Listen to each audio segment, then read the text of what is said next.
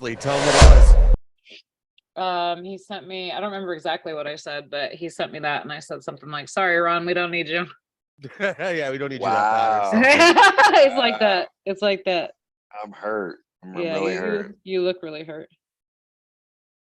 You might be hurt some of the things we're going to talk about on this show. I can't wait. I said to Amy the other night, I said, I can't wait to talk to Ron about this past weekend.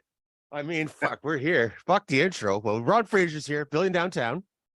We just he's out from what Jake Paul versus Nate Diaz. A couple years ago when you were first on here, Jake Paul just boxed. I think it was either Ben Askren or Nate Robinson. And you Yes. said you have amateurs that would kick his ass. Do you still have amateurs that would kick his ass? Yes, but it's with a caveat now. The thing is this: Jake Paul gets a lot of grief, but he's only been boxing 4 years. He's had 8 fights in 4 years. If he was 12 and he had started at 12 and had just turned 16 with 8 fights, he would just leave fighting novice amateurs to fighting open amateurs. He's doing all this as a pro, so he's fighting the people he should fight. Everybody wants him to fight. Oh, he needs to fight a 10-0 pro. Well, if that 10-0 pro had like 70 amateur fights, he's still light years ahead of where Jake would be. If they're trying to build him as a fighter, then he's fighting the Nate Diaz's and the Anderson Silvas. That's about the level he's at. Yeah. So it's not. I mean, the thing is this: he gets a lot of grief. He's the YouTube guy and all this, but he's not shortchanging the sport. He has real trainers. BJ Flores, who used to train him, he fought for titles. He's a real trainer. JD on Love, he's a real fighter. Actually, I know his trainer. His old trainer, Chris Ben, me and him come from the same coaching tree. Oh, wow. Shane Mosley is a Hall of Fame fighter. He's a real trainer. He has real sparring partners. So he's doing it. Will he ever be good at it or great at it? I don't think so. But I think he's doing all he can. He's 26 years old. He's putting in real work. But is he gonna fight one of the top cruiserweights in the world and win? Probably not. But he is showing a side of what you need to do in 2023 old fights. I've met his strength and conditioning guy, and they got like 15 other boxers in that camp. Jake makes more than all of them combined. Oh, shit. And he's got Amanda Serrano. What? She made $1 million.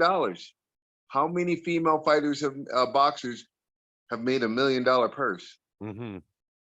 Like none. So he's doing some good things. But as long as he's connected to YouTube and to Disney and all these old dudes in boxing, all this, well, you hate everything because boxing has passed you by. That's not how these guys don't need to promote. They don't need a Bob Arum anymore.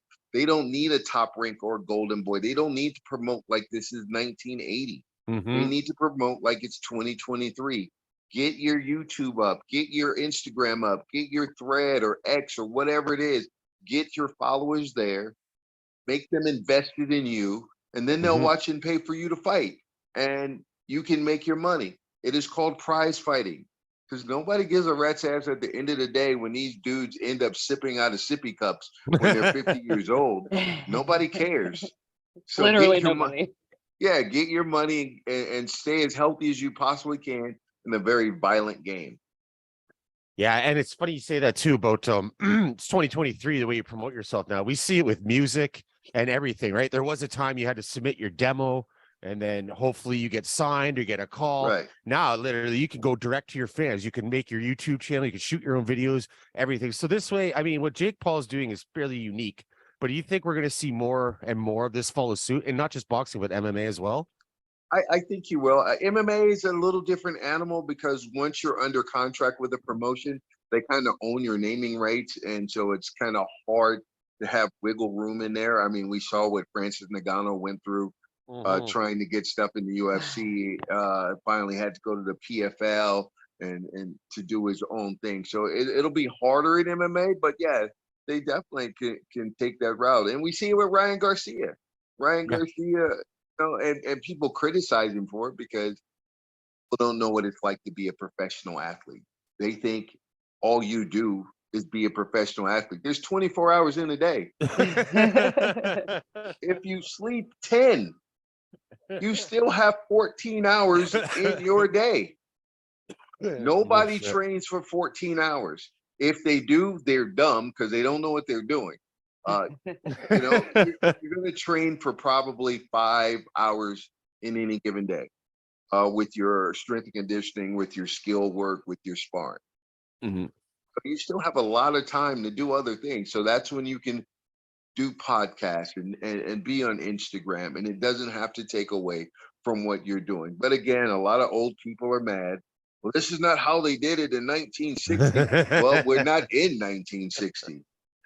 We're in 2023. Now, do I like everything that's done? No, but they do it a different way, and it's okay. And I don't even have to like it, and that's okay too. I think I found Saturday night's event to be a lot better than, say, like, I forget which one it was, but I know they had like Snoop Dogg, De La Hoya, and like Triller. 4 other commentators. Yeah, Triller one, and fucking half them were drunk on the mic and everything like that. That was when I was really like, this is a full-blown circus. But the Serrano Heather Hardy fight on Saturday, that was an amazing match. I mean, that was a great fight. Heather is a beast. I mean, I've been familiar with her for a long, long time, but to still be able to take that kind of punishment this far in her career, not a lot of people are doing that, male or female. No, and I would take the payday I got from this fight and call it a day. Like, I ain't doing this too many more times.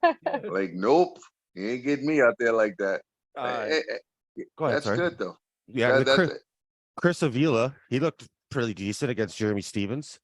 Well, I mean, the thing is this. I mean, for that level, let's not get nuts. Let's not. Yeah, and look, all these MMA guys. Look, boxing is a part of MMA.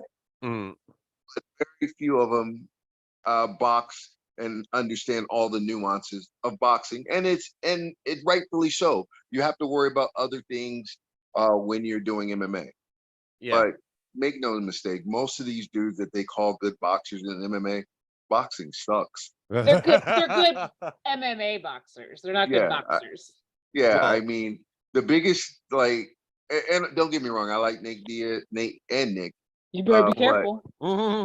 What? They can't outbox me. They're gonna have to take me down. No, but you're never gonna knock one of them out because they're just gonna turn into goo and they'll keep on moving. Yeah. No, right.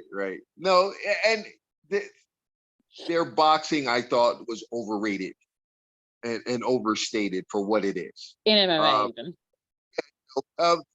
They're good. They're tough. They're smart in there, and they have they throw a lot of volume.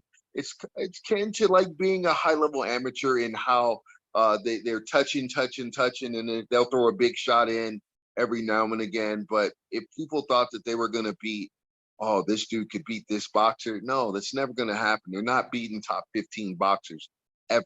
It's not happening unless they have to dirty it up. They have to muck those kind of fights up.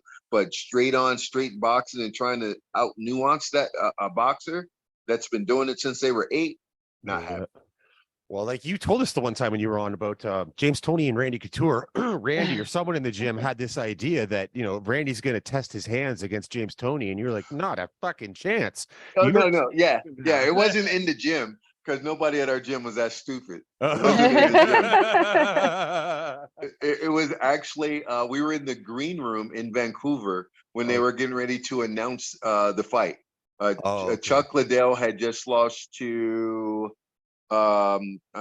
Rich Franklin. Rich Franklin. Just lost to Rich Franklin. We're in the green room and they're like, yeah, Randy, you got an easy fight. You got James Toney. You can dirty box with him. I'm like, no, the hell we're not. No, the fuck you can't. Yeah, we're not dirty boxing with a boxer. Are you stupid? Actually, James Toney. The only way James can win this fight is we keep it standing. Yep. So as long as the fight was going to stand is touching gloves. That was the last moment that fight was standing. Right. Let's tell the wrestler to box the boxer. Yeah. But, I remember once upon a time, Sure Dog used to have the pics of the fighters and coaches and how they think it was going to go. And a lot of people was like, yeah, Randy could dirty box with him. And I'm like, what are you talking about? Like, when you don't think a boxer knows how to dirty box? Right. Oh, shit. And the only way for him to win that fight or to be in this fight is to allow it to stand. And like, that's just dumb to me that you would play to somebody else's strength to prove a point to who. Right. That's why Randy got the fight, because UFC knew that of all the people going to go in there and do their thing, Randy was going to stick to who he was. He didn't care what James said, what kind of trash James talked. It didn't matter. He was going to be Randy, and he was going to take him down. Now, if he'd have gave him Chuck or if he'd have gave him Vanderlei, James could probably have talked them in to standing with him. Yeah, especially Vanderlei. Yeah, absolutely. Oh, but or like a leave-in, could you imagine? But those guys, they think they like, oh, I could box with a boxer. My standing's good. No, your lights are going to go out. Had Randy put it this way, in a boxing match, that fight doesn't leave the first round. In an MMA match, that fight doesn't leave the first round. You just have different winners. Yeah. So what about I just hated, I gotta say though, like I thankfully had forgotten all about that till you two just brought it up. There was not 1 second of that I wanted to see to begin with. Dirty boxing, wrestling, I don't give a shit. I didn't want to see a second of it. You know what?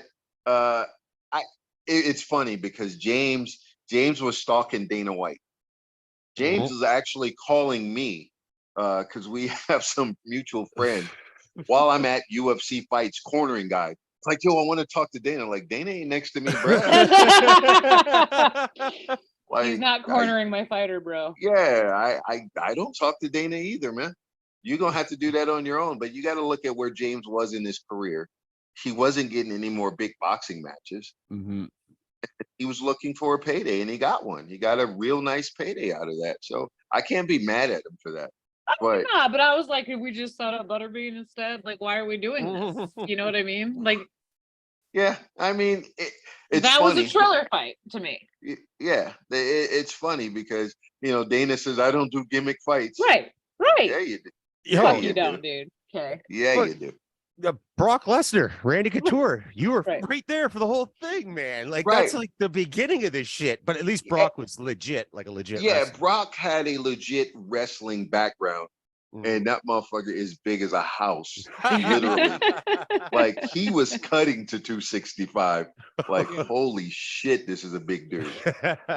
But wrestling has always had a strong base in MMA. So at least he had that base. It's like CM Punk. What were you doing? You're trying to recreate what you did with Brock Lesnar. Yeah, but CM Punk was just an athlete, and he had nothing. He had no boxing. He had no jits. He had no wrestling. He had nothing. Man, I was so glad to not think of any of these things for like years.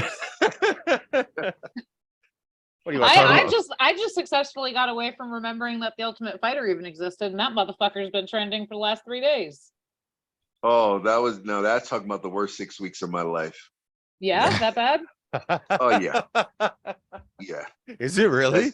That shit was horrible. But as a trainer? Yes. Was that bad? Why? Why? Because the Neil Magny was on the opposite team. I love oatmeal. Go ahead. And sorry. Neil is the brightest spot that came out of that season. We had dudes who were either too green, they were journeymen, and they didn't fucking listen. So, and Roy Nelson's a coach, right? So it could go one or two ways right there. Chicken All right, shit, so Roy comes in. Roy comes in and says, "Look, I've done this show before. My job is to get you from one fight to the next." And I'm like, okay, that sounds good. And then I followed that up by, I am not your coach. I'm leaving my guys. I'm leaving my gym to come coach you. All right. So he's right. I'm not trying to break down your style. and who you are as a fighter in 3 days and try to rebuild you. That's stupid. I'm going to kill your confidence. So I'm going to give you little tidbits to try to get you through the next fight. All right. Now, Roy brings in everybody as guest coach. Like he had Nate and Nick Diaz, he had Jake Shields, he had Gilbert Melendez, he had Mike Pyle, he had Martin Compton, he had Rashad Evans, Jesus. he had Forrest Griffin, he had Hoist Gracie. They only showed you Forrest Griffin in the final show. People don't even know Hoist was one of the guest coaches. Yeah, I didn't know that at all. That's wild they didn't show him. Yeah, and there's a picture on my Facebook of me and Rashad on season 16, but I don't even think they showed the Rashad episode. Or if they did, it was very brief. But all our fighters, what they do, except for a couple, they shitted on us. Oh fuck. These coaches, they now they talk shit. They let us know in the green room before the semifinals they had been talking shit. So me being me was like, all right, well, I'm a results guy. Since y'all think Shane Carwin's group did so well, how many do they have in the semifinals? There's like 2. How many do we have in the semifinals? 2. So I guess it really didn't matter on which way you went. I like, but Shane's whole crew, they left their families, their gym, their loved ones, all in Colorado to come out here. So all they could do was focus. And Shane didn't even want to do the show, if I recall. I mean, he did it, but he did. Yeah, he did it. He didn't want to do it, but but they left all their responsibilities back home. Yeah, for this bullshit. All your coaches here have family here. We have to do shit according to what we do here. Yeah. So if I have a child, if my child needs to be picked up at noon, fuck your practice. Yeah, I'm going to get my child. when I didn't think half of you were any good anyway. You're not locking me in a house with a confessional room. Right. I mean, and it turned out I was right, because only a couple of them went to the UFC and only Neil did anything there. But on our team, Colton Smith, he kind of got a raw deal. Okay. Colton won the show. Colton was and still is a full-time soldier, part-time fighter. He had only had 3 fights coming in to the show. Wow. And he won. But that's because he's ultra disciplined and he's good in isolation. You wasn't going to catch him drunk or doing any of those things. He was going to mind his P's and Q's and train and stick to who he was as a fighter. He was a wrestler. He was going to take everybody down. So exactly the kind of person they didn't actually want on the show. Yeah. But and that's what he did. Right. But when he fought, like everybody he fought had more experience than him. And they were better MMA fighters than he was. But he had that target of being the ultimate fighter winner. And it's like, he's not ready to be the ultimate fighter and to be showcased because he's 2-1 as a fighter, as a pro fighter. And I mean, outside of the exhibitions on the show, as they call it. So he didn't have a lot of experience. And I mean, let's see. He fought some monsters right out of the gate. I can't even remember who it was. I believe he fought Robert Whitaker. Oh my God. Yeah, who had 12 fights at the time. Who was a big 170 pounder. Before he moved up to 185. So everybody he fought had way more experience and they were ready to be in the UFC. And Colton wasn't, because Colton was still a full-time soldier. And now where's he stationed? Who does he get to train with? Does he have good enough training partners to get him where he needs to go? And that just didn't happen for him. And that contract's horrible anyway. Right. Yeah. I don't know what it is now. He got Robert Whitaker right off the bat. Then he got Michael Chiesa. Then Diego Ferreira. Yeah. And all of them were better MMA fighters than he was at that time. He was a 2-1 kid who's a part-time fighter, full-time soldier. So he really didn't get a chance to showcase who he could have been as a fighter. And then the rest of our team, I don't even know if anybody else of our team even went to the UFC. I think a couple did, but they didn't live up to what they could have been. But this is how our season was. So I remember that season. Like I've always loved Shane. Yeah, so And I remember like that was my return to Tough, because I don't like the show. I haven't liked the show since day one. I never got into it. I never liked it. I never watched it. I didn't care if it was GSP or Connor or John, Rhonda. I don't give a shit who you put on there. I don't care about it. yeah, I didn't really like the shows. I liked the bringing everybody in the house. I didn't like the isolation. I didn't like getting, that you gave them alcohol all the time. It's a Nobody reality trains. show, dude. Yeah, nobody trains like that. I And, mean, well, some people do train like that. I mean,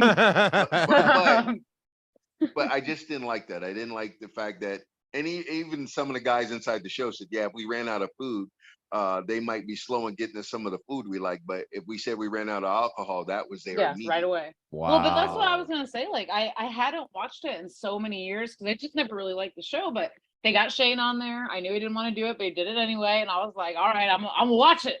And I started watching it, and I was like, but this is even worse than I remember. And like, I still to this day. So I'm so glad you're saying all this, because when I watched it, I was like, is it this bad, or is this season pretty bad? Yeah, and then we had guys who were not natural 170s. I mean, I don't like Neil and a couple other dudes were the only real 170 pounders.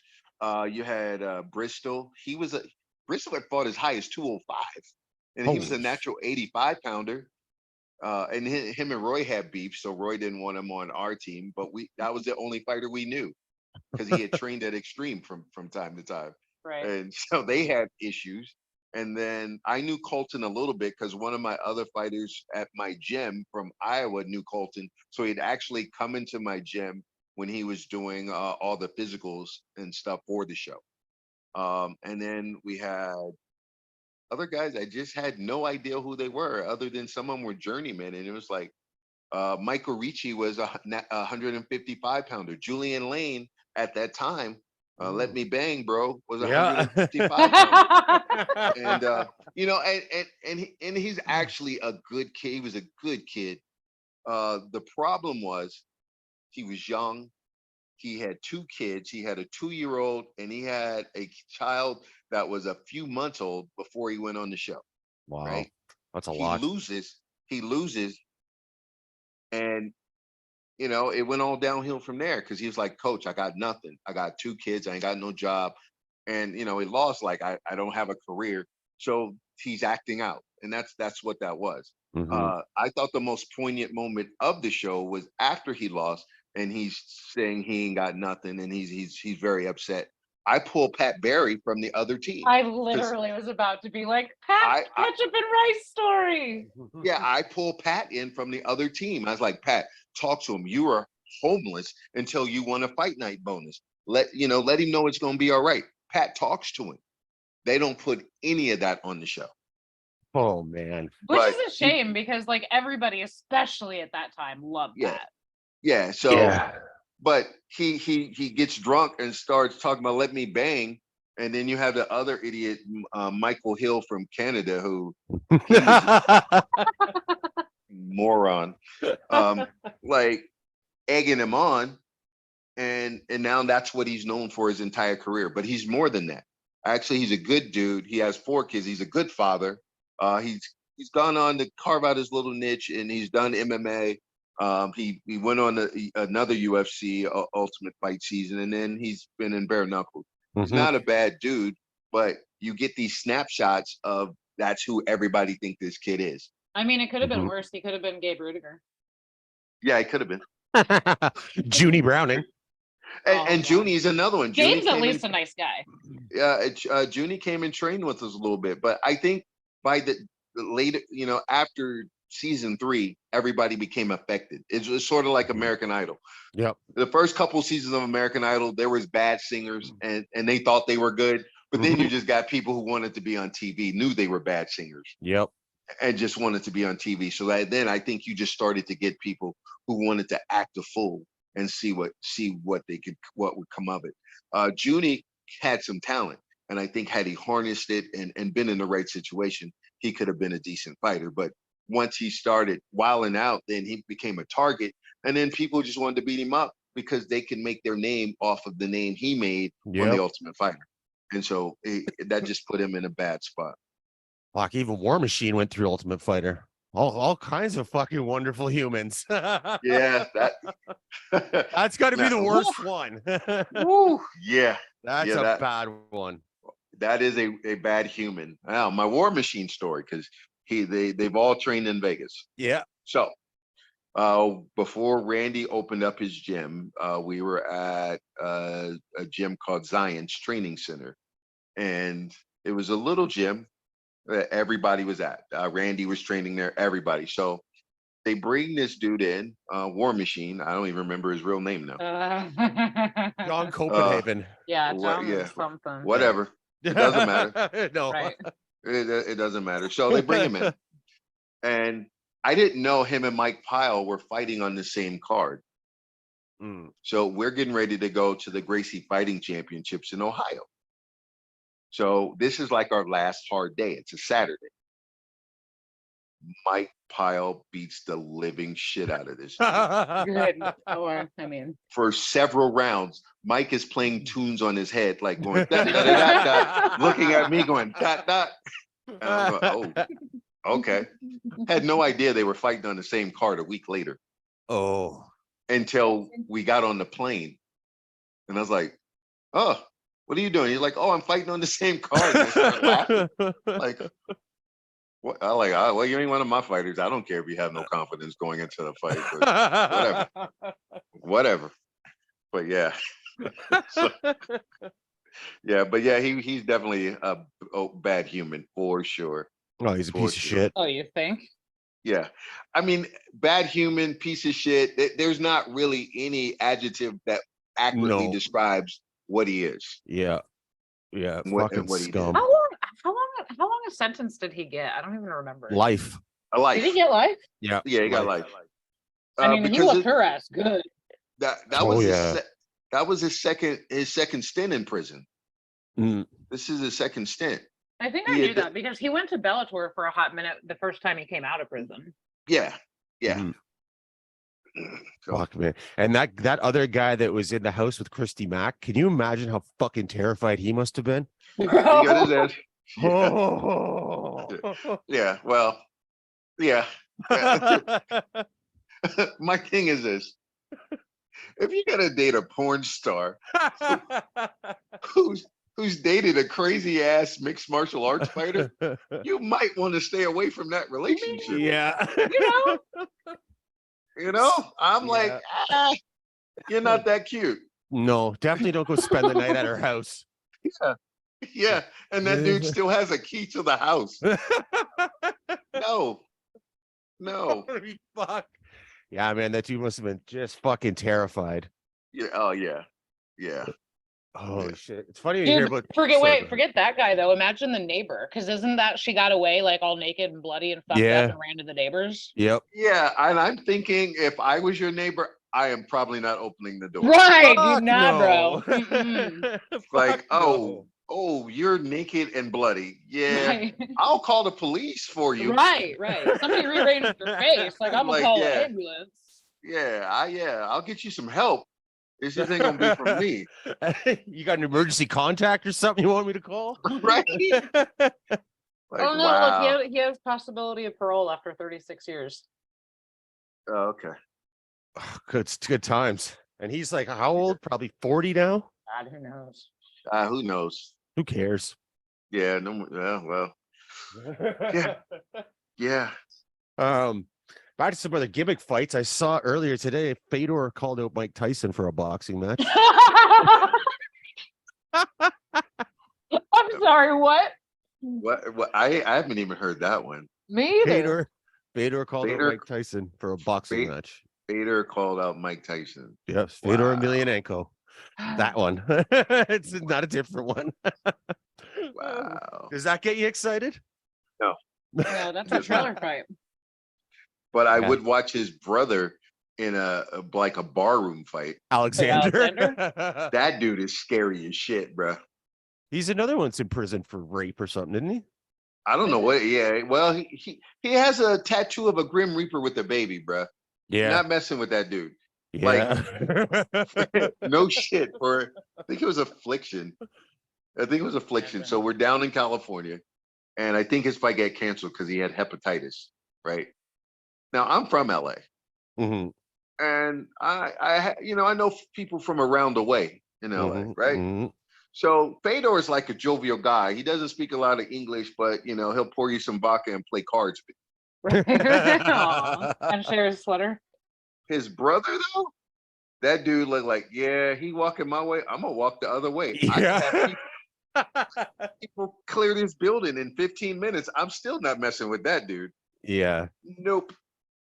Yeah, he was another one that wasn't supposed to be able to get into Japan because he had been in prison. He's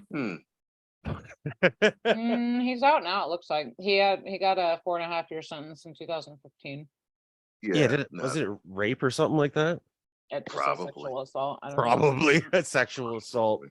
Stop. I mean, if you're anybody in your right mind, would you want to sleep with that dude? No. Bro. Like willingly? No. This is gonna make no sense. It only makes sense to me. But like visually, I felt like he was like the Russian Roy. Russian Roy Nelson? Yeah, man. But not as good. No, just visually. But I get what you're saying. I get what you're saying. You hear this shit about Bellator's up for sale? There's rumors of it. There's rumors that some Saudi people want to buy Bellator with deep pockets. So we'll see what happens. Maybe they'd actually compete with UFC then. Yeah, well, the Saudis now are getting into all kinds of sports. Like they have like $15 trillion, so they can do whatever they want. Yeah, they offered like Tiger Woods $900 million to go play a game of golf over there or some shit, and a few other golfers crazy money like that. Some basketball players they've been. I wish I could play golf. 900 million. You ain't got me 900 million. Hell, I'll learn any sport for that. Shit, you can give me $900 and I'll go over there and play golf. But yeah, they have crazy money, and so there's rumored that they're looking to buy Bellator. We'll see what happens, and hopefully, Bellator needs to make some better decisions and kind of, because they got some real good fighters over there. It's a shame if it goes away and we don't know who those guys are. Whatever happened to Bjorn? Where did he end up? I don't know. I don't know. He tweeted off to Mexico, and that's the last we heard from him. Did he really? Is that a real statement? Yeah, he came back to tweet something like 2 more tweets like years after that. But after he was gone from Bellator, his last tweet for years was off to Mexico. And then I found out everyone hates him. Yeah. He was always a fucking good guy to me. And I was like, yo, Bjorn's the shit. And then he left. Yeah. I'm talking to Bellator fighters that I'm friends with that were on the roster at that time. And they'd be like, I fucking hated him. He's a scumbag. I was like, really? All right, no idea. But in all fairness, which promoter's not? True. Sure, but most of them, that. Like, people hated Bob Arum. Dana's like, people were like, Bjorn's the nice, put together, nice MMA guy. Right, but they've made a lot of people millionaires. So, even the ones that hated them kind of had a love-hate relationship with them because you had to deal with them. I remember asking a couple fighters, like, why do y'all deal with Don King? And it was like, look, Don is going to give me 2 more million than Bob Arum. He's going to steal what he's going to steal, and it is what it is. Mm-hmm. So you can't, but getting into this sport, and I tell all fighters, is promoters and matchmakers are not your friend. No. It's kind of a pimp hoe kind of relationship. Yeah, 100%. You just don't want to be a streetwalker. You want to be a call girl. Holy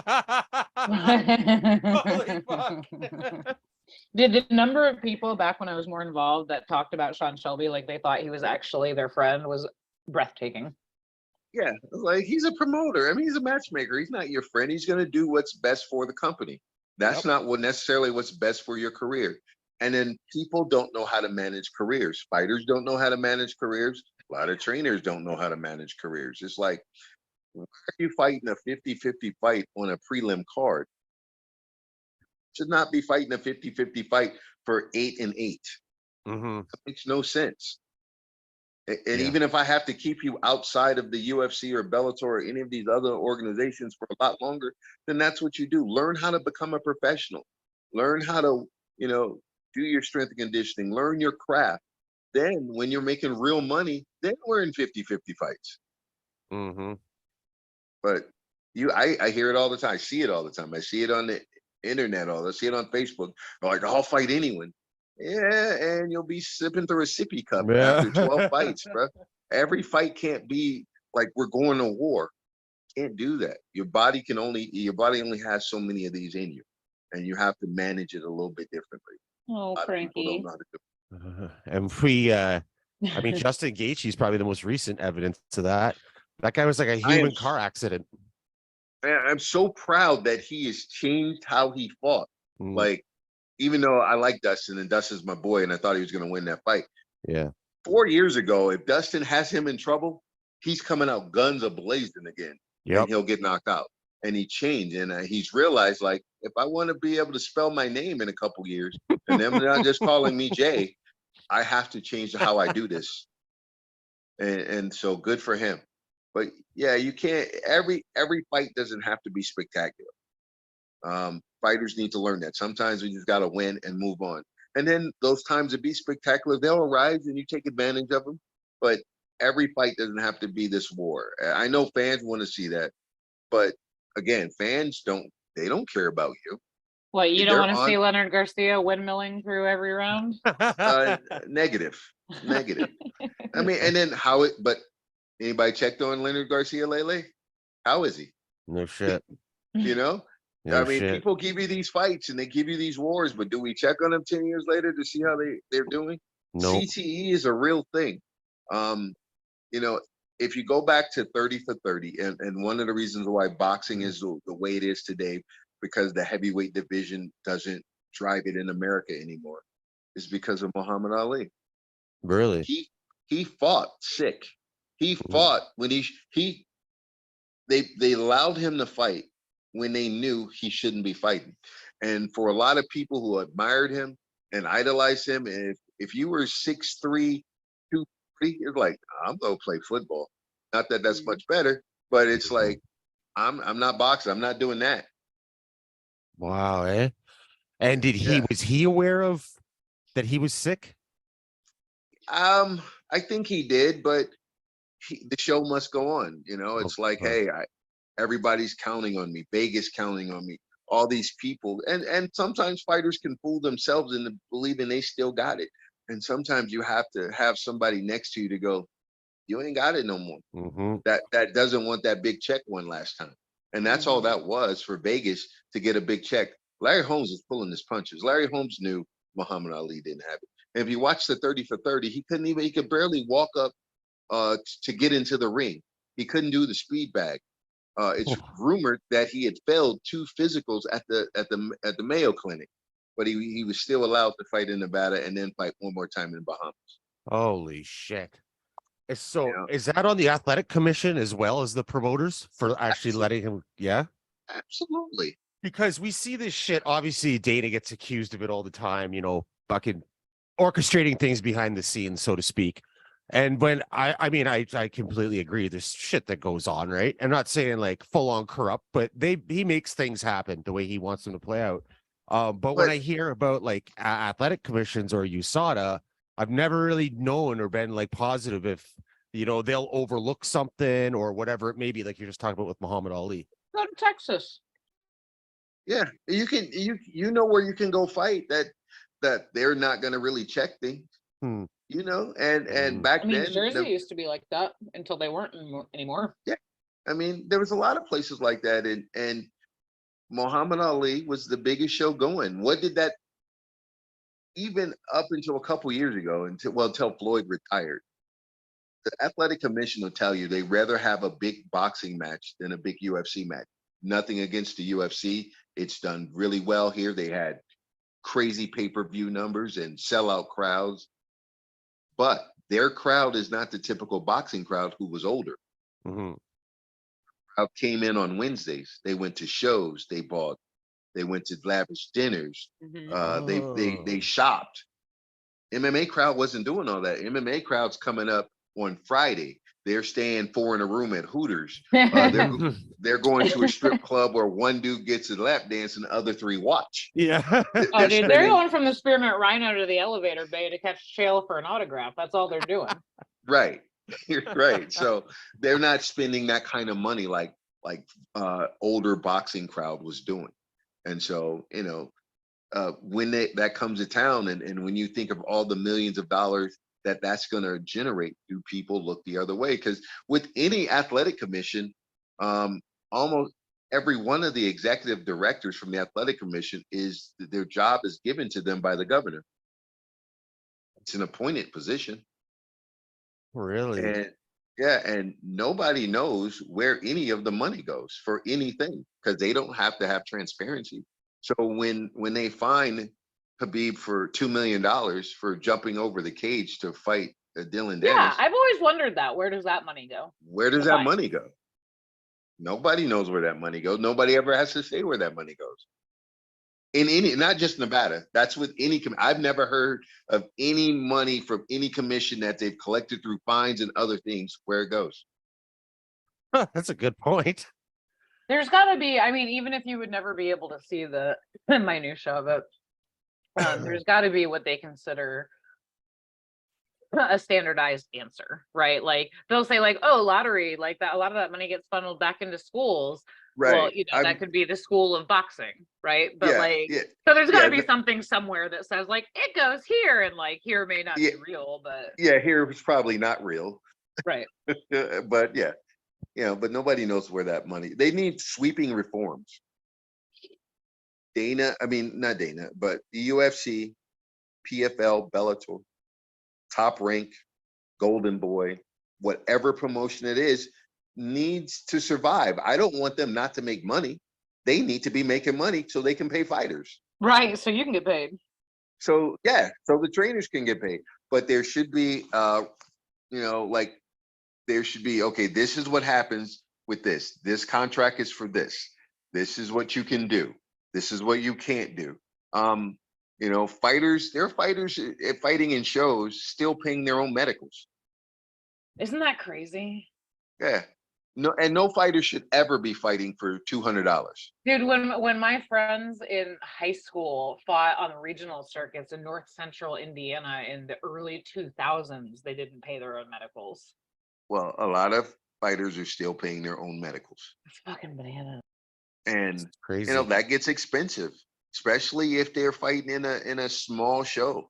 And you make $1,500, but your medicals cost you $12, and you have to pay your trainer. I was gonna say, forget your gym time, your trainer, your partners, your family, your food, your bills. Yeah. So there should be more uniformity to it. There should be there's numbers out there right now saying the UFC, and people can verify it, see if it's true or not. But they're a publicly traded company now, so you can find out their financials. That last year the fighters only got 13% of the revenue, and even then, it's top heavy. Everybody talks about, oh well, in boxing only the champions are making money. Well, and same thing in MMA. How many people are making real money in MMA? It's the top 10. 13% of their revenue is not chump change, but it is if 80% of that are only going to the top 8 guys. Yes. Yeah. So Connor's going to get his. John Jones going to get his. Your champion's going to get theirs. But are there still dudes making 20 and girls making 20 and 20? Oh, for sure. There are people still making less than that. Yeah.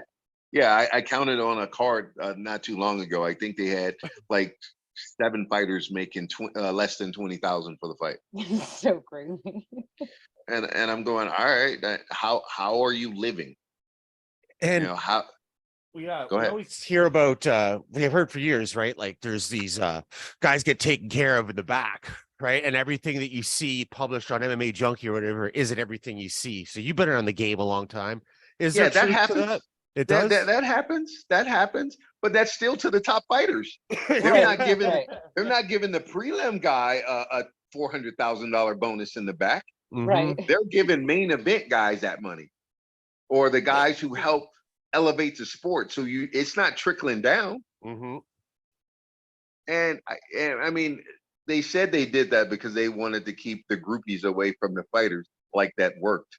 Oh, please Yeah. stop. Yeah. But yeah, it's like, so like, let everybody know what's in the coffers, what can be made. Open up the books. Okay, we made $1 million for the pay-per-view at $85 a shot. So now we know that pay-per-view that generated $85 million. I want the UFC to make money. I want the PFL to make money, but the fighters should be making money too. Because at the end of the day, they're the ones that people are coming to see, and their injuries are real. You know, when these dudes gets in there, it's gonna happen. When they get CTE, who's taking care of it? That's what always got me. And like, there's a lot of them, right, that also have jobs or whatever. But Stipe was always so vocal about his firefighting and staying in Ohio and all that. And I was like, isn't it crazy though? Like, that is a labor of love, that type of work to begin with. But like, he's a fucking champion and still working full time in a shitty job. But I think he'd love that job, and I think that's what, because Yeah. I think with his endorsements and what he's making, that he doesn't have to do that. I think he had a love for the job. That's why he But did not in those first 4 to 6 fights. But yeah, a lot of these fighters, I mean, if they didn't have wives and girlfriends who were taking care of them. See, that's John's secret, isn't it? You know, they wouldn't have made it, and it shouldn't be like that. It should be okay. And your managers, I mean, and fighters will sign managerial contracts where managers will take anywhere from 10 to 33% of their fight purse, not their sponsorship. 33. Yes, I've seen it. Speaking of that, whatever happened to too. Jason Janae? I don't know. He also disappeared when him and Shane broke up. He fucking like died somewhere or something. Yeah. I mean, I don't know, but yeah. Speaking of taking a large percentage, that's what we mean. Yeah, they take large percentages. I know. I was at a fight talking to an agent. I won't name him here, and he was getting a little inebriated, and he was going on and let me know how much money he was making that night. He was going to walk out with more money than the fighters that night. Wow. Because he got so much money. He was even getting part of their fight bonus. Oh, is this an old school guy or one of the newer guys? I'm not giving any hints. No, I mean, like, was this recently or was this like a while back? He just said he's not giving any hints. Well, I'm saying, like, I think now it would be easier to rake in that kind of money because they are paying more. But like back in the day, you'd really have to be bending your fighters over to do that. Oh, they were well, yeah, but the fighters they were making pretty good. Oh, okay. They were making pretty good, and it's just like, but why as an agent? Because it's mouthy. That's why. Because you can have 1,000 fighters as an agent. Why are you taking 33% of anybody's purse when you're not negotiating? Because John doesn't know any better, and Bendo wants their name on his back. That's why. I'm just saying, but you know, you shouldn't be getting that much money. That's crazy when you're not the one that's developing them. The coaches are not under contracts. Coaches are in handshake agreements, because if we go under contract, then nobody wants to use you because they don't want to pay. Because their stripper wife is now their manager, and she wants to know why you're getting 10%. You're talking about real people. Because I know exactly who that is, and she wanted more than that. I'm not even talking about that one. That was more of a generalization. I know where you're going. I'm just saying. But yeah, and it's like, wait a minute. The UFC will call any major gym and go, hey, you got and not only UFC but others, and go, hey, you got somebody that can fill in on short notice. We're going to give them 10 and 10, 20 and 20, 30 and 30. The Charlie Brenneman contract. Yeah, and managers who didn't even do anything for that will take 10%, take 20%. I mean, to be fair, 10% of $1,000 is not. It's not a lot. It's not a lot. Trust me, I know. It's not. You're like, oh, that's all we get. And then, well, you know what killed me though is not even that, because like I think even 10, 15 years ago that was even more rampant than people ever wanted to believe. But when they really put that last fucking nail in the coffin on sponsors, I was like, God damn, like that hurt a lot of you're people. really just trying to take away money from people at this point. Yeah, that hurt a lot of people because you could get a mom and pop bar and grill or something in your area that say, hey, you know what? I will give you, $2,000 a month if you put my logo on your shorts. Right. And that might be all the money that fighter gets, especially if he gets hurt. Right. So if he could get Condom Depot don't care about you, bro. Yeah. So if you could get 2 or 3 of them, you were making a little bit of money. You could actually train and not try to, have a full-time job and train. Like when I would tell NBA players this stuff, they laugh. They go, what? Oh, what? yeah. They're like, you have to do what? They pay you what? And you still do it? Yeah. Yeah. Yeah. Think the sport MMA will ever reach like basketball money, NHL money, NFL money? They could. I mean, they already are in a sense. I mean, what the UFC's worth $5 billion. Well, the athletes, though. I mean, but it's not trickling down. Exactly. They could, but the only way that's ever going to happen is the fighters have to have a union. And how's that happen? Didn't that like kind of get a little steam for like a year, like 3 years after it started, and then now it's gone again or something? Yeah, people keep trying, but it keeps getting shut down. But the only way that's going to happen is the fighters at the top of every organization has to buy in. Mm-hmm. And they're not they're not gonna because they get to they're making their money. I got mine. Right. They're not the ones, right? Yeah. Boxing and MMA are the only ones where people keep it a secret on how much money they make. Mm-hmm. Steph Curry shits in hoops.com, hoophypes.com. You go to their salary section and you know exactly how much LeBron is making. You know exactly how much Steph is making. Ain't no secrets, but And then they got the TV deal too, where they make a shitload of money on top of their contract. They make but they have there's protection. There's a collective bargaining agreement. And in that collective bargaining agreement for NBA, NHL, NFL, Major League Baseball, they're going, you're going to give the athletes anywhere from 47 to 53% of the revenue. Yeah. As you should. Okay. And then there's other revenue streams that the owners can make money from all the stuff that comes into their venue. So everybody's making money. You've never heard, even when they force one of these morons to sell the team because they've done some stupid shit, they make billions. Like, what Robert Sarver had to sell the Phoenix Suns. He bought it for what, 840 million and sold it for 4 billion. I'm in the wrong business. Yeah, you are. You are definitely. Jordan just flipped Charlotte for what? When he bought it for? Yeah, he got what, 3 billion? 3 billion. He bought it for like 400 million or something like that. Yeah. And the other old racist dude that was owned the Clippers, Sterling. Yeah, he bought him for like 25 million, sold it for 2.2 billion. Jesus Christ! Make some racist remarks publicly, and you get a reward $2 billion. Right. What kind of fucked up shit is that? but then let an athlete do something, and everybody, they don't deserve that much money. But let them sign. Like Aaron Judge just signed that $300 million deal, and they're like, oh well, he doesn't deserve that. Yeah, you do. You know how much money the Yankees are gonna make in for the life of that contract? Yep. No shit. But somehow athletes shouldn't get that. Only the owners.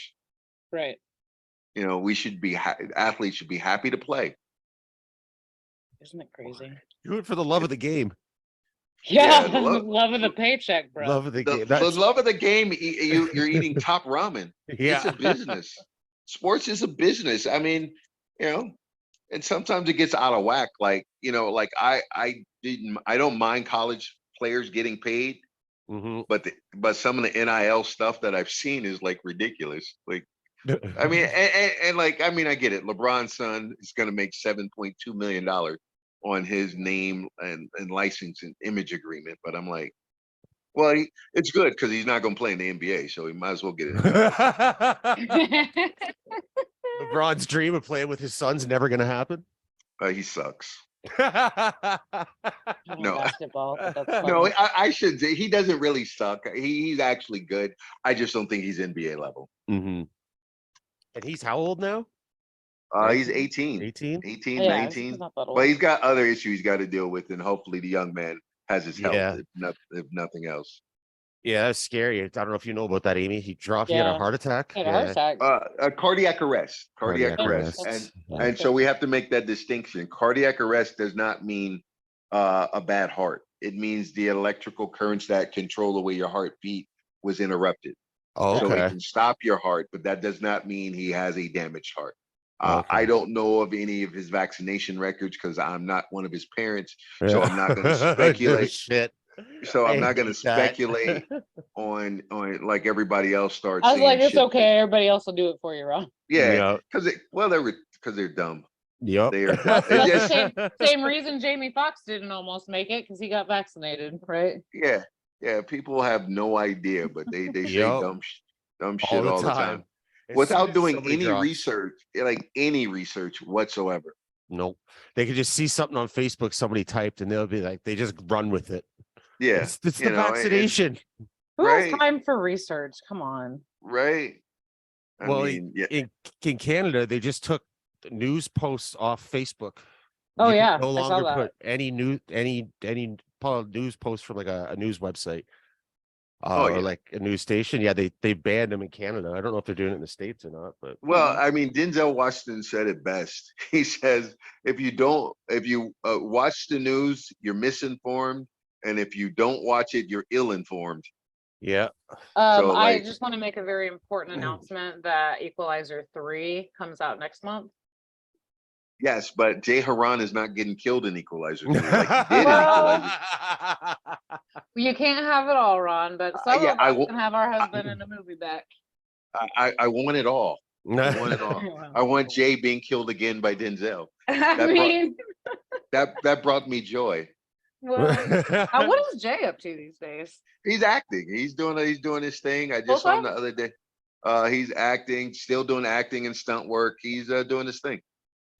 Matter of fact, I think he's in the next Roadhouse movie, if I'm not mistaken. There's a next Roadhouse movie? Conor McGregor. He's gonna be in there. So Jay's just doing this thing. Him and Mike Powell are both acting and doing stuff. So I always knew Mike would do that. Wasn't sure what Jay was going to be into after fighting. He found his niche in stunt work and acting, and he's doing his thing. So I'm proud of him. Trig also does that. Yeah, but he acted like he was a fighter, so. So he's had a lot of experience. He had a lot of experience. He acted like he was good at fighting. You don't get on Hawaii 5-0 for nothing, I suppose. Right. I saw a clip the other day from some movie, and Donald Cerrone and Chael Sonnen have a scene in it. And Chael Sonnen is just dropping F-bombs like crazy. And I was like, I've never heard Chael swear before. Really? Yeah, I've only heard of him. Oh, you've never met him? Yeah. Oh, yeah, you've never met him. Yeah. Okay, I was like, wait, I thought you had met him. Never mind. So it's just like, holy shit. It's nice to hear you talk like that, Chael. Yeah, he's totally a different real person. Chael, I mean, you know what? I am not mad at what he did. No, it was brilliant. It was. And, you know, it's funny because Ali did this in like 1960. And, you know, people are like, they didn't reinvent the wheel. Like, it's funny because the year before he fought Anderson, we were at the UFC Expo, and nobody knew who Chael was. He could walk around there and not get one autograph. He became the gangster from whatever small town he's from. I talked to him at that expo. He was there were people. And then his thing was around the corner the next year. Like, you couldn't talk to him at all. Like, you had to stand in line. And, you know, he did what he had to do. He created a character, and he's still doing that, and he's still making money off of it. I'm not mad at that at all. I'm not mad at that either, aside from the fact that, like, he's so good at being an asshole, which makes me mad because he's genuinely, like, so nice to fans and, like, so nice to he is a nice guy. If people get to meet him when the cameras are not rolling, he's really a nice guy. Yeah. But, and his wife is darling too. It's all fucking nothing's real. You mean wrestling's not real? Yeah. Aw. Has to Hey, you be. do what you got to do. You got to make money because at the end of the day, you know, he never won a title. You Mm. no He shit. wasn't. I mean, if you look at it, because his first go round in the UFC, he did end well. I think he ended on a 3-fight losing streak. Mhm. He reinvented himself. He came back. He won some fights. Everybody remembers who he is. I think it But just always aggravated me how many people bought into the shtick. because people are dumb. Well, I know then that aggravates. That's like what bothers. That's like the worst part of every one of my days. That. Yeah. It's like most of these guys are not that. You know, some of the guys who they think are nice are really assholes. Right. Sure. You know, and Yeah. some of the guys they think are assholes are really nice guys. They're putting on an act. And then there's Vanderlei, who's jolly and acts nice, but you'd never know if he was nice or a dick because you'd never understand what he's saying. You know what, Vanderlei? Because I was around. Vanderlei's one of my favorite people I've ever trained. Oh, dude, he's actually the funniest fucking guy. But He he is is so jolly. funny. Is he not jolly? He is jolly, but unless you're sparring with him, that ain't Well, fun. Not, That is not in this Ooh, lifetime, friend. Ooh, that's 100% all the time. He is But on I'm 100. saying, like, if you catch him outside the gym, dude, like, he's the funniest, nicest, like, Oh, kickback. after he beat your ass in sparring, he would go around because there would be people watching, go around the room introducing himself like nobody knew who the hell he was. Your nickname is the Axe Murderer. You have tattoos in your head. You know who you are, but he is so nice. Unless Your you're face is sparring. on the side of your gym. Right, unless you're sparring with him. So funny. And then it's not nice. And then he's funny though. I remember he called me fat one day. So, yeah. Like, And "Coach, you you're said getting what? fat."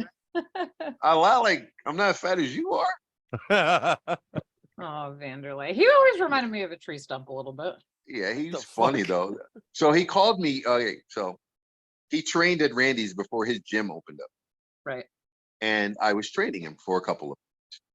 And he called me teacher for like 6 months because I was like, I swear he doesn't know what my name is. Aw. No, he's just super polite, dude. No. It wasn't like because now he calls me coach. So now I know he knows what my name is. But before it was teacher. He wasn't calling me coach. I was like, he doesn't know what my name is. So he fought Chuck, and then he was fighting Keith Jardine. Oh. And he's like, teacher, will you corner me? I'm like, yeah, Vanderlei, I'll corner you. So I call the UFC and go, I'm cornering Vanderlei. They're like, coach, why are you calling us? Like, because he has no fucking idea my name is Ron. This guy. But no, You know what? I gotta find a picture. It just reminded me the way you smiled. I have a picture somewhere. It'll come up in my time hop, and like you're probably not gonna. You're either immediately gonna know what I'm talking about, especially if you've ever interacted with the dude, or you're gonna have to wait till it comes up on my time hop. Carl Amasu. You remember him, Bellator? Yes. Bro's Yes. a little Vanderlei. Yes. Like even in the face. Yes, he did look like Vanderlei. Shit for was sure. weird, bro. I was at Yeah. dinner one night with him and a few other people, and I legit turned to the side and like almost fell over. Like, when Vanderlei get here? And then I was like, Right. that's Carl. It was so Yeah. bizarre. Yeah. But speaking of that, Vanderlei's kid looked just like him, like he was carved out of little Vanderlei. Does he? Like, It's like Baby yeah. Groot. Yep. So it I love was some interesting cast of characters over the years. Vitor Belfort, one of the most talented dudes ever. It's been a long. You've been Go around this ahead. game for a long fucking time. Next. Where's He? means he's in Florida. His son is like one of the top quarterback prospects in the country right Oh, now no playing shit. football. Oh wow. Yeah. Huh. Yeah. Is he old enough to have a son though? I guess he is. Yeah, shit. He's damn near 50 years old. Is he? Yes. Yeah, he's got to be like 49 or 50 now, and he's been around since he was 19. 46. Come on. I think that's wrong. Shit, I thought he was like 48 when he fought Evander Holyfield a couple years ago. He was. Oh my god. Another terrible boxing match. Oof. Yeah. Fuck, Yeah, that was bad. Well, yeah, it was. But you could tell that was going to happen because when Evander was hitting mitts with his trainer, you could tell he had no balance left. Mm-hmm. And I was like, you don't get that back. I mean, he's been through a lot of wars, a lot of fights. Let it be. But sometimes these guys either need the money or they want the adulation. They Yeah. cannot let it go. Or both, really. Or both. It drives me crazy how people romanticize exactly what you just like. The amount of times you hear people go, "Oh, they went to war," like that's a good fucking thing. Is like so sad to me.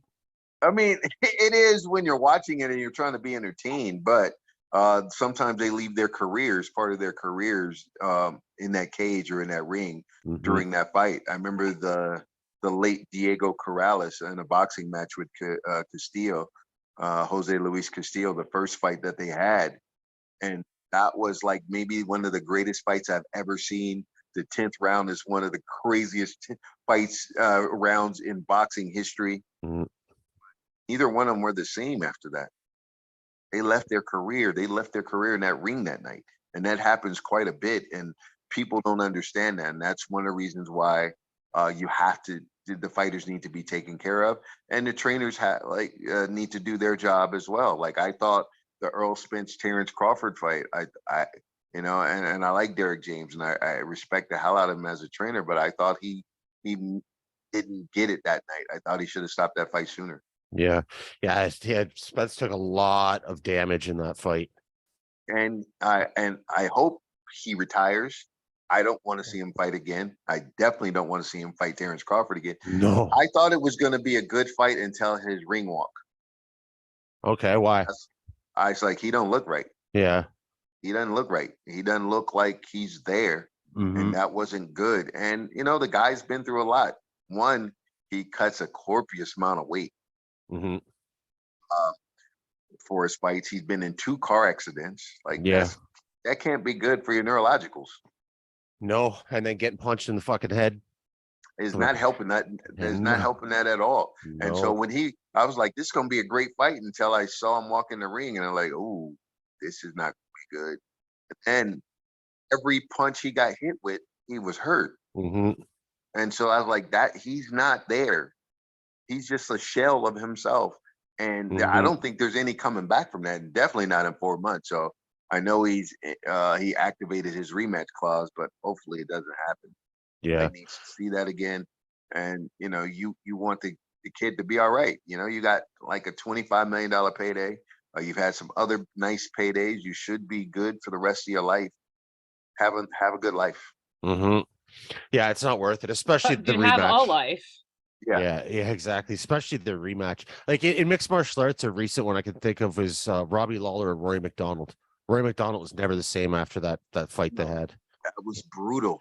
Yeah, Rory. Was the punch that sat Rory down. Rory told me that he felt like his whole skull was vibrating. That doesn't even sound like something you should ever say out loud. I got hit so hard, I felt my skull vibrate. Like that's something that happens in a car accident. Yeah, man, that's brutal. So he was never the same after that. I don't think Spence would be the same after this one. No, it's hard and it's sad because you don't want to see him just taking that kind of punishment and keep taking that kind of punishment. We're seeing these friggin' YouTubers, whether it's Jake Paul or anyone who doesn't have the experience or putting in the real time and effort like him.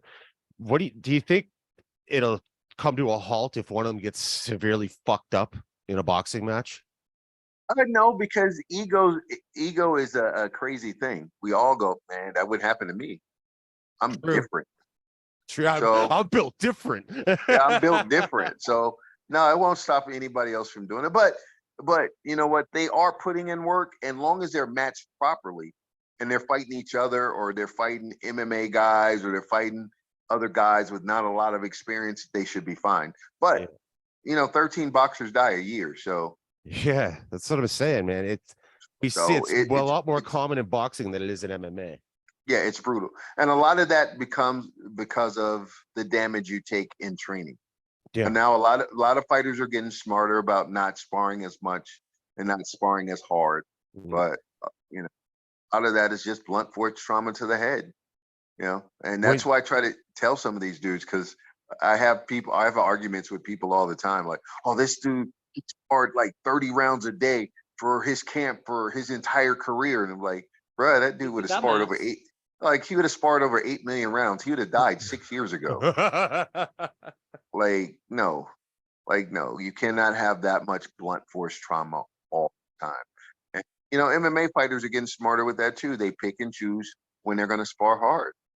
Learn your craft, do some live drilling, but you don't have to go out there and be in a train wreck in practice all the time to get in a train wreck in the fight.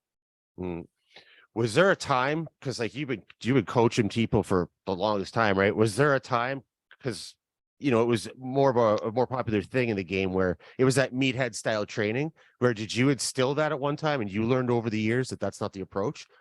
I always said not to take that approach, but very Yeah. few people would listen. It's hard to get them because it's so prevalent in boxing in the early days of MMA, if that's how they train. Right. And coming into MMA, I was coming from boxing where, a lot of these dudes were successful before they met me. So trying to change everything, you kind of have to pick and choose your battles. I just wanted them now to go, okay, if my body says I need a day off, take a day off. If I can get you to do that, then I'm ahead of the game. But yeah, I remember the original members of the Extreme Couture amateur team. We just kind of made them a team because they were just victims. They were just getting beat up all the time. Just like, here, I'll spar with this guy. Is that what happened to Jay? Fucking victims.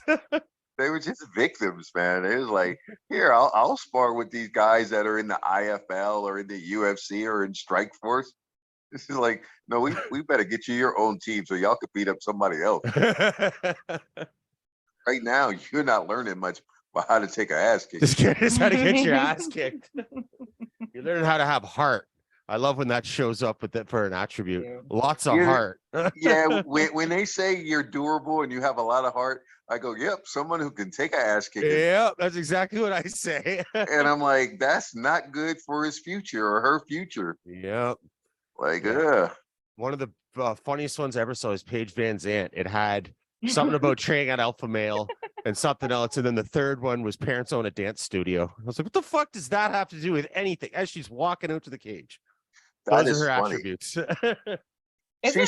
She's tried to also transition over into acting, right? If OnlyFans is acting. No, I'm saying tried. Didn't she try first to like get into acting? Yeah, I don't.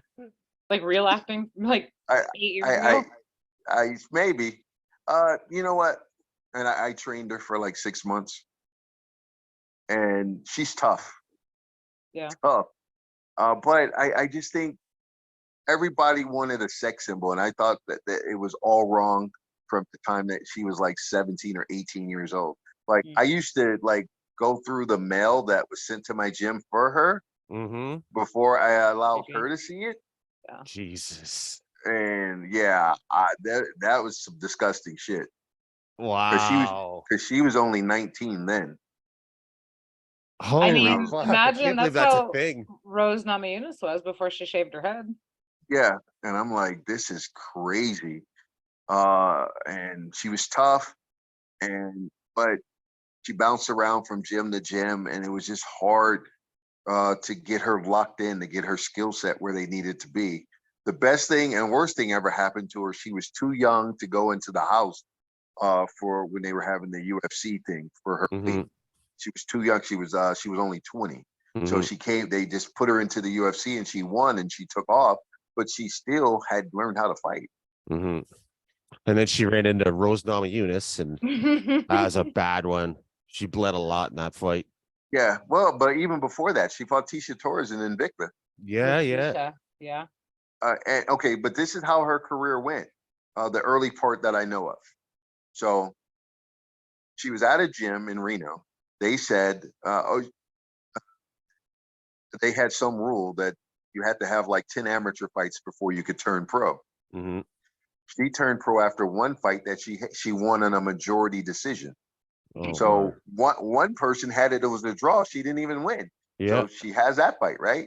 She turns pro. She wins, I think, 2 majority or a split decision and a majority decision right off the bat. She had 3 fights when she came to train at House of Rude that I was at. They were like, oh, her manager at the time was like, oh, she's gonna fight Tisha Torres, and I'm like, why? Why are you having? I'm like, why are you having a girl who's 1-0 fight a girl who's 2-0? Like, why not build them?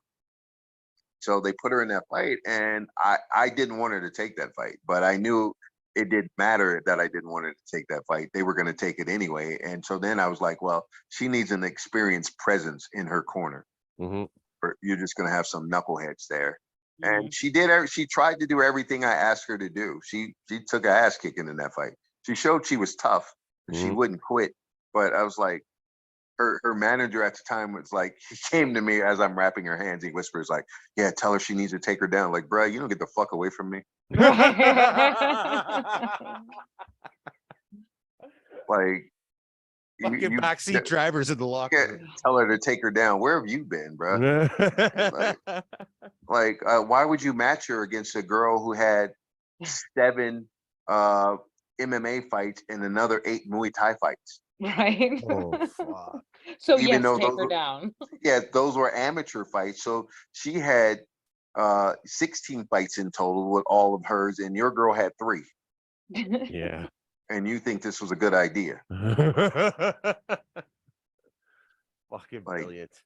Yeah, so I always thought she was a bit rushed, but her Q rating, especially after she did Dancing with the Stars, was off the chart. So she, but if she had some skills to go with, more skill to go with that, and all she needed was more time and to be at, I thought, one gym, because anytime you're gym hopping, I think it kind of sets you back, because every coach is different.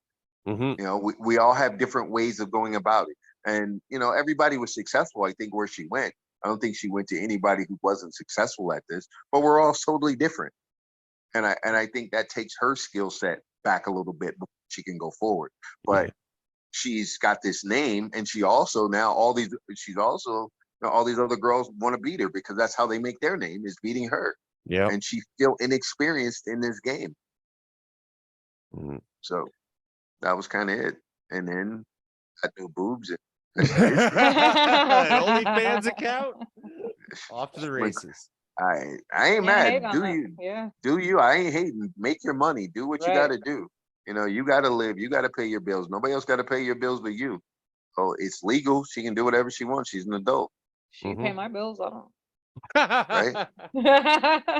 Right. But it is crazy. But what does that say about women's MMA, that you have so many women out there that are involved in MMA and fighting for major organizations that have OnlyFans accounts? Yeah, I know. It's crazy. I mean, like, what does that say about the money that they're making? Yeah, because I don't see any female tennis players fucking OnlyFans accounts. There's no top 10 female tennis player in the world or top 10 female golfer in the world doing that. Nope. Oh. Yeah, they sure would make some bank if they did, though. Yeah, but I mean, just saying. Yeah.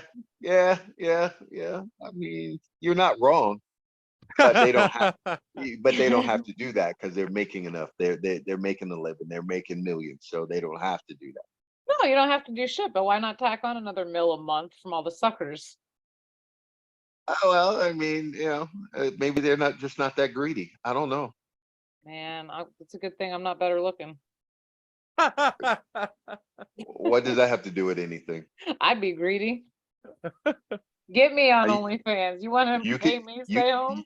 You could still do it. I'm good on that. You see how we're not even on video right now? I'm just saying. We can see you. I'm good. I like being a broke chef. Thank you. Okay. And then do feet pick. I hear that's the rage. Dude, I hate it so bad. I gotta go. Oh. All right, Ron, before we let you get out of here, last time you were on, as you were leaving, you said you got a Tupac story for us. I can't believe you waited so long. I've been waiting patiently for like almost 2 years. Oh, man. Okay. We strap it in. Let's go. Let's do it. All right. So I went bowling with him once. What? I already like this story. Yes. I already like this. I forgot the name of the bowling alley because I'm old and I forget shit now. Was it Vegas or Los Angeles? It was in Los Angeles, but they had the same bowling alley here. Okay. Anyway, at the time, T. Jones's daughter, he was dating at the time. Yeah. Khadija, is that her name? Yeah. And a friend of mine knew her, and we ended up bowling in Burbank. Oh shit! Regular old Tuesday night. Yep. So it was like a Thursday. And this would have been like All Eyes on Me Tupac then, right? Yeah. Oh shit, that's peak Tupac. So how do you just like go and like casually not fall down the fucking lane every time you try to stand up? Who, me or him? Anybody. Bro, at that time, I think most people would be like, but I'm bowling with Pac. Oh no. Well, but you got to understand that that those things don't faze me. My dad was a restaurateur. I've been around, celebrities and stars and rich people since I was a kid. So yeah, but it's different when you like them. Well, yeah, it's cool, but it's not like I'm like, oh my god, I'm just not that guy. I'm not built like that. I'm just like, oh, this is cool. All right. And what was he like? Like, was he just like he was just chilling, just normal chilling fucking person? Just chilling, man, just chilling. He was like, all right. Like, why was he? So hold up. Who was a better bowler? I was. First off, it's like this. You would say that he can't defend himself, right? And you're true. But it's like this. I'm competitive for certain reasons, and that night there was a reason to be competitive. Did she know she was the reason? Yep.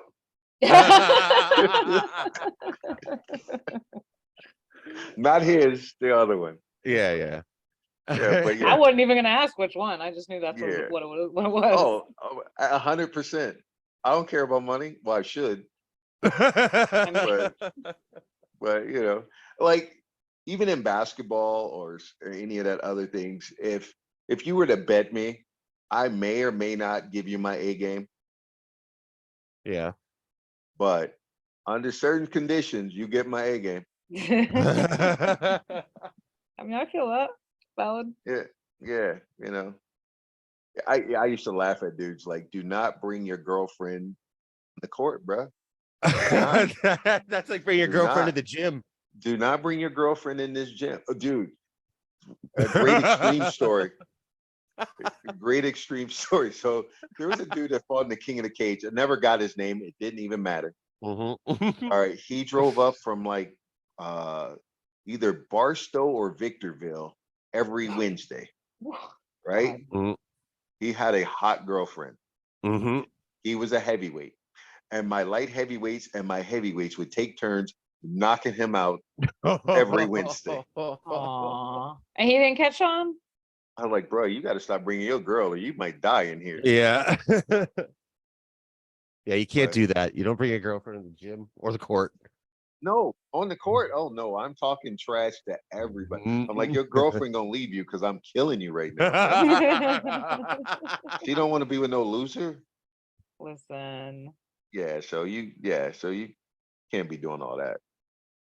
And like you said, being around celebrities and people like that, and also being into basketball and your age, that time of like the 90s that was like when every basketball player wanted to be a rapper and every rapper wanted to be a basketball player. Oh, so, that's still happening. They still want everybody wants to do that, man. It's funny. It does even to this day. Every football player, every basketball player want to be a rapper. Every rapper think they can play basketball or do some sport, and it's kind of all intertwined. It's all fun until you actually think you can do it better than the person that's a professional at it. Well, you know what? Actor / rapper / international global superstar basketball player Shaq is opening a restaurant here this year that I'm gonna go eat at. Is that Big Chicken that he's opening up there? Yeah. Come on to Chattanooga. All right, yeah, he's got him here. It's probably garbage, right? Actually, it's not bad at all. Shaq's great. Shaq's funny. Oh yeah, dude. Shaq cracks me up. He swears that I hit he swears I hit mitts with him. No. And I'm like, bro, I didn't hit mitts with you. Because he did a thing right before Big Chicken opened up out here. Him and Forrest Griffin did some grappling thing. And How'd that go? I mean, Forrest said Shaq is a very large human, but obviously Forrest, out grappled him. Is a skilled human. Because he's a skilled human. Yeah. And then we were talking about it with Shaq, and Shaq's like, Coach, me and you hit mitts together. And I'm like, no, he didn't. Because now I'm a dumbass, and I've missed photo ops with many people that I probably should have taken a picture with. That one, I'm for sure, 1,000% sure, I would have had a video of. Yeah. Because or a memory of. Because if he missed the punch, I would have died. And everybody misses punches a lot of stuff. I don't know if you've seen my videos with me hitting with Sean Merriman, who's a large human being that used to play football, all 6'5", 280 pounds. Yeah. Well, a few weeks ago, he was hitting the body shield, and it was literally lifting me up off the ground. And they were like laughing, like, Coach, you're being lifted off the ground. Like, it doesn't hurt, but I'm too light in the ass to stay on the ground. And so I'm thinking, had Shaq missed a mitt and hit me, I would have died. Yeah. That would have had to be on videotape. So no, I was like, bro, you did not hit mitts with me. Yeah. And how could that be something you wouldn't remember? Dude, I would definitely. Those fucking paws, holy shit! I wouldn't even want him to hit the mitt part of the mitt, let alone miss the mitt. He is like he's so large of a man that he makes you feel inadequate about yourself. His hand is literally bigger than my whole face. I have a picture of his hand next to my head where he because I was doing security for a nightclub that Shaq is his agent owns. Okay. So he would come in there from time to time. He's another one. He's pretty nice. Yeah, he's actually really cool. So so we're sitting up in the DJ booth. Like, actually, if you see him around, there's a DJ with long hair. His name is Bayati. He met him at Chateau in Las Vegas, and now they're like great friends because Shaq liked the way he DJ'd. So he's changed Bayati's life. He's made Bayati a very successful human now. Fun fact, I once wrote a few tweets for Shaq. Yeah, and he is so Shaq. We're up in the DJ booth, and he's like, "All right." He's like, "Yo, I need to use the restroom. I don't want to take no pictures."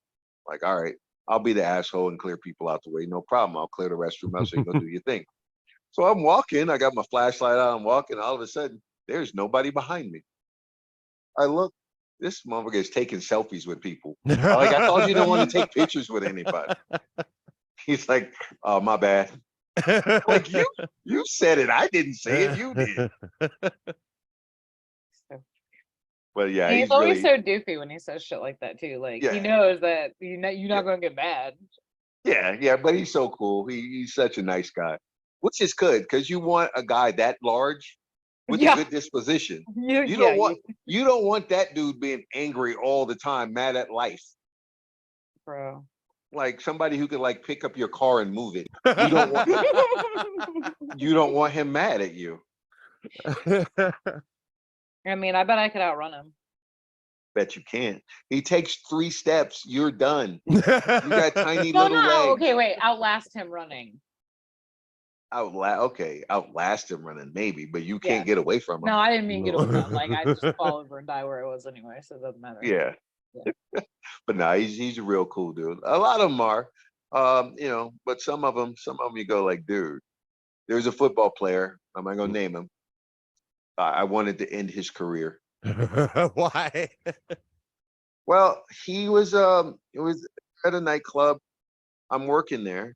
He doesn't want to show his ID to get into VIP, to get into the club. Like, bro, you got to show your ID. So he's just giving the people a hard time. Like, you don't know who I am. And so when I walked up, it was like, he don't want to show his ID. Like, you don't know who I am? I'm like, at first I didn't. Then I took another look. And then I'm like, oh, yeah, I reckon. Like, but you still got to show your ID. And he was like giving me grief for like, dude, I will punch you in the face. Then another football player who I happened to train walked up and told him, you don't want those problems. And then he finally pulled out his ID and was like, oh, yeah, dude, you could have did this like 30 minutes ago, bro. Like, This is Vegas. You have to show your ID for the most part. But after a while, after you kept throwing, you don't know who I am, they're like, nah, I'm going to Well, be I an mean, then asshole. now you're making an example of yourself, right? Yeah. Yeah, now I'm going to be a bigger asshole Right. until a bigger boss go let him in. And Yep. I'm like, nope. Yeah. But it's like, you ain't got to do all that. Just be cool. These people are, they don't make a lot of money. Why are you giving them a hard time? Just show them your ID. They're going to Floyd- show you to your VIP area. You get to have a good time and do your thing. Floyd did us like that when I was living out there, and I worked at the Venetian and the Palazzo. So when Legacy Stadium was still there, Floyd would come in and bring his kid with him, and it was the same conversation that you just had every time, because we'd always have to ask him to leave. You can't bring your kid in here. It's a bar. Do you know who I am? Yeah, motherfucker, and you gonna be you out the door unless you want us to call the cops. I'm sorry, it's the law. And it would happen, like, it would just keep happening. But it was the same thing. And the second that he would say, "Do you know who I am?" security was a lot less patient with him. Yeah. Now, see, my experiences with him were different. He would come to the club. He would call and say he's coming, which means we were going to be open till 7 a.m. because he wasn't getting there till 4:35, which pissed everybody off. Like, nobody wants to stay. We've been here since 9. Nobody wants to be here till 7 a.m. But he came in a couple times, and I was like, Floyd's usually a good tipper. So he would tip out the server. He would tip out the bus boy, and like, all right. Came in a couple times. Security didn't get no tip. So I'm like, that's weird. Okay. So I called someone that's close to him, like, yo, man, Floyd's been coming to the club. He ain't tipped the security. Like, that's kind of unusual. He was giving the host the money to tip security, and the host was keeping it. Oh. Oopsie. Yeah. So then he gave security the security manager the money. So then the security got tipped. Then the host was mad, and I was like, well, we could take care of this. We could take care of this one or two ways. Great. Good. That's good. Yeah, he decided that he would just let it go. And he didn't get punched in the throat. That's good for him. The thing is this: you sold him the table, so you're making money off that table anyway. Why are you taking tips from other people? Yeah, who are not making any money. Like, come on. That's on that alone. I should have punched you. He's like, now that I'm thinking back, shit. Yeah. No, you know what? Actually, it's funny because when I first started doing some of the security stuff, that only my boss knew I trained fighters, nobody else did. Oh, well, one other dude. Because I used to train him, and he was a manager, and then a security director knew, but nobody else knew. And I kept it that way intentionally because I didn't want people acting a fool and think I was going to be Robin Hood and save their ass. Like, nope, you on your own. Not me. And the only reason they found out is because a bunch of alpha males, the guys came in and they were drunk and they were wrestling. They were wrestling in the section, and you could hear the nervous chatter on the walkie-talkies. And then he was like, "You want to go take care of that?" I'm like, "Yeah, I got it." And I get up there, and the first thing they do is try to take me down. I like, stop. I like, don't make me push your head into the ground. You're drunk. And so I like, y'all need to chill. You can't wrestle around in the section. You can drink, but don't wrestle. And they're like, okay, coach. And they calm down. And the dude was like, wait a minute. I've been trying to get these fools to calm down for 2 hours. What do you mean, coach? Yeah. And then he said, what do you mean, coach? I'm like, oh, that half I trained? That half I fought fighters I've trained. And they don't want these hands when they're sober, let alone when they're drunk. And it's like, you train fighters? Like, yeah, well, why you didn't tell us that? Like, because I don't want you guys starting stuff and thinking that I'm supposed to come in and fight. Because I'm not, bro. I gotta justify why I do what I do. All right. And you starting a fight and me coming to join in ain't justification. No, that's gang activity. Yeah. And I'm not filming my crimes on World Star. like you guys don't understand. the first punch that knocks him out, that's cool. Mutual combat, maybe self-defense. But the 8 punches after that, you kill a world star? That's a crime. Yep. Ain't shit I got to say about that. Yeah. Yeah. The funniest one I ever seen on World Star. It's just so horrible. I'm probably gonna be canceled after this. Great. Anyway, no, it was a domestic situation. Well, it was accused domestic violence situation. We didn't see the dude actually do that, but he had reportedly had hit the mother of this girl, and so this girl and her boyfriend wouldn't let the dude leave. Like he kept trying to leave the house, they wouldn't let him leave, and then they're beating him up. And I was like, wow, this is kidnapping and assault, and y'all filming it. Forcible Like, confinement. Yeah, you can't. If he wants to leave the house, you gotta let him leave. Yeah. You can't beat him up like you can't leave. That like you can't hold him against his will, no matter what he did. Like he committed a crime. Now you two commit crimes, but you're filming yours. Yeah, no shit. And then putting it on the World Wide Web. Yeah, yeah. I always wanted to go do research and see if they got arrested because I'm thinking I know the police go through World Star. Oh hell Yeah, for sure. Yeah. Because they have to. I mean, because these people are dumb. I mean, that's where I'd start. I mean, why not? Right? Well, when you're done with your OnlyFans account, Amy, you can start on your World Star fucking account or whatever Or they you can have make over there. I mean, you can combine them. There you Yeah, go. perfect. Naked go. street assaults. There you go. We got it. There's Exactly. some feet in, and it's perfect. You know what? People would pay for that. Bro. People pay for anything. Yeah, the dredges of society. Yeah. I mean, well, guys are thirsty anyway. They'll pay for anything. Facts, yeah. Like, yeah, guys are dumb. I mean, We really haven't gone much further than being hunter-gatherers. Like, really. I see things and going, man, we really haven't improved that much.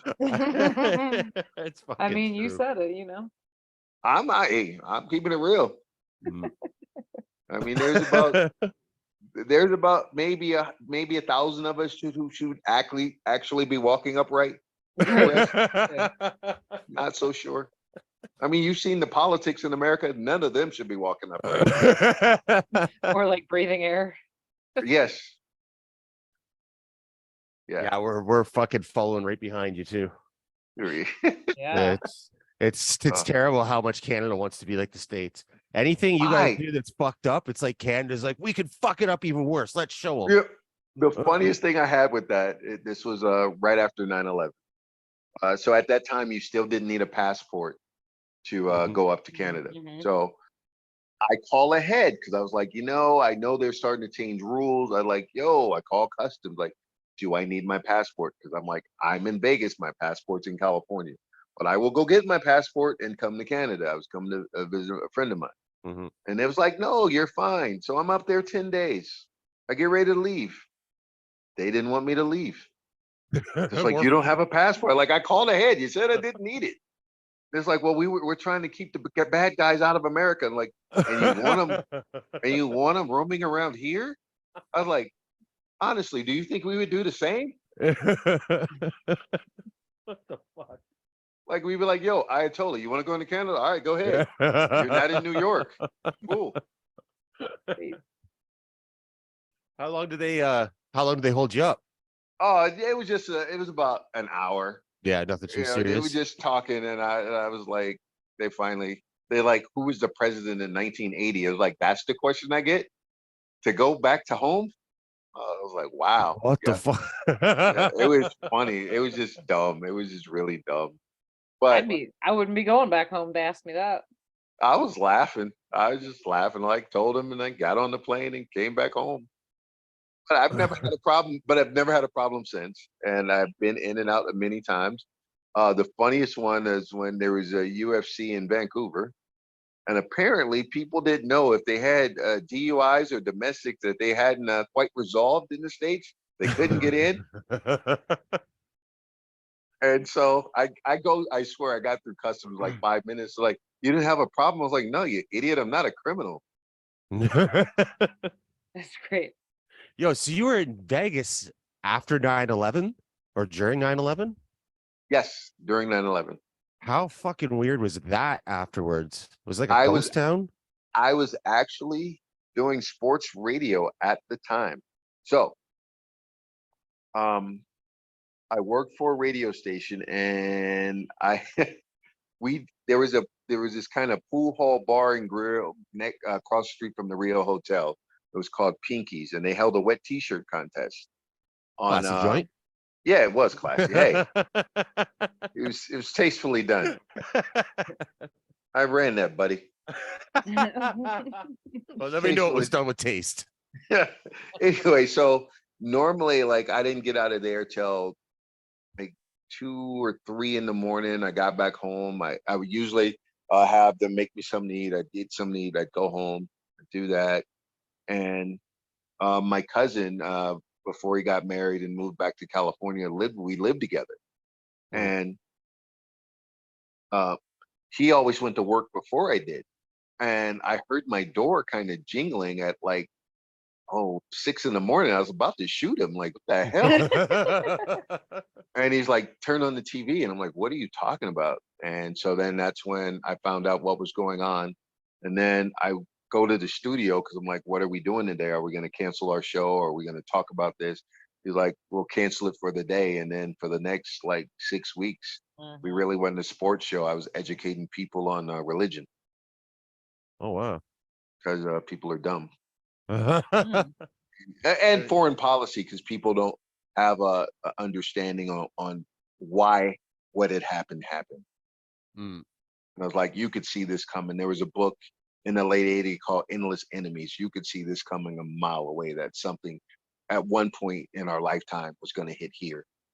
And it was just, yeah, it was just crazy. I mean, watching the planes go into the building and then watching the building fall, it was just like crazy. And then my cousin, because he had worked for the county, and they cleared all the county buildings and here in Vegas, because we were getting all kind of reports that we might be next or something like that. So, and he brought a friend of his home who was actually Argentinian, but he looked Middle Eastern. Oh. And I was like, oh, bro, we'll drive you home later, because he was waiting for his wife was a nurse, and they shared cars, and she was at work. And I was like, well, we'll take you home, because he's like, oh no, I'll catch the bus. So like, bro, I am not today. Not today, buddy. Oh, Like they might do something first and not realize that you speak Spanish afterwards. Right. Yeah. So it's like, yeah, it was just crazy time, and Vegas became a ghost town. It must have been so weird. Yeah, it hit Vegas real hard, and then because there were always reports, because of we have Nellis Air Force Base, and then we're not far from Area 51 and all that. There's always been speculation that if something major was to happen, it could happen in Vegas. So we're on pins and needles. Like, is something gonna happen? And obviously, nobody was traveling. So anytime there's a downturn in the economy or something like that happens, Vegas definitely feels it. Wow, eh? Yeah, that must have been fucked. Yeah, it was crazy though. It was like, wow, like what, and then you find out how dumb Americans can be sometimes. Because maybe a year later, I was flying to Kansas City for a fight, and there was a guy from the Sikh religion wearing a turban. And everybody's kind of talking about what they're gonna do if this guy gets out of line on the plane. And so they're recruiting people. Like, yo. And I'm like, dude, it's like, well, what if he does something? I'm like, if you hit him, I'm hitting you. Yeah. Like, what? I'm like, he's not a Muslim, you idiot. He's a Sikh. Yeah. Like, if you're gonna be like a racist dumbass, at least know who you're being against. Read a fucking book first. Yeah. And they're like, what? They were like, they seem so confused. Like, he's not a Muslim. Yeah. I don't know how I can explain this to you. Yeah. But I know he's not gonna do anything. And if you harass him, I'm harassing you. Yeah. Like, go away. Came across people in my life too that think Muslim is like a nationality. Right? Yeah. Like, it's not a fucking country called Muslim. Like, No, Jesus and Christ. don't even realize that Judaism, Christianity, and Islam are all from the same God. No, I know. Mhm. They Like don't you have guys, any clue. like, come on now. I mean, yeah, but see what's going on in the world today that obviously people don't read. Yeah. Not They even a little. just Yeah. Facebook posts. Yeah, I just seen this thing, this Frederick Douglass cartoon. Mm. Have you seen it? No. Mm-mm. I'm gonna What is it? send it to you. Okay, I was gonna say either send it to me or tell me about it. Send it to me though. Yeah, I'm gonna send it to you All right. because I can't believe people are actually buying this. Oh shit. All right, Ron, we'll let you get out of here, but I know you're not much of a guy for promoting shit, but is there anything you want to get out there right now? Uh, Not really. I mean, if you're looking for a great place to train, come down to Extreme Couture. We'll get you in shape. And we don't just train fighters down there. We train regular people. So you can come in and, myself, I'm there. I'll get you back right. I'll get you healthy. You get your ass kicked a bit too. If you got any Well, you attitude know what? problems, we'll check you.